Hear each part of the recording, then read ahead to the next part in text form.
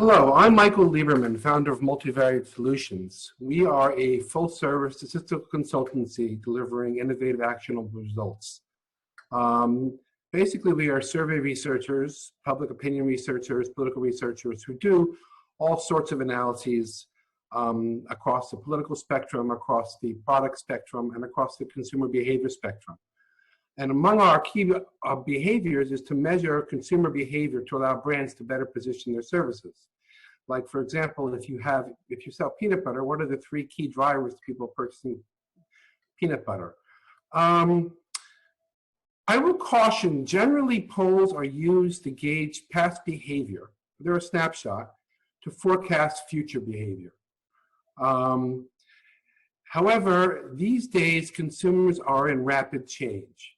And I would say that given the COVID situation, the general use of polls does not necessarily apply, and it might not apply for months, perhaps longer, before we establish what is known as a new normal.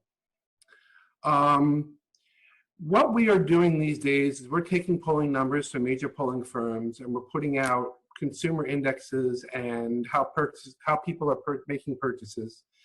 And if you own a brand, if you have a service, you might take a look at some of these analysis and ask yourself, well, okay, how is it best that I position my service? However, I'm going to make a bold prediction, and this prediction is that once the pandemic is past, the consumer behaviors which are measured today will not necessarily remain past the emergency measures.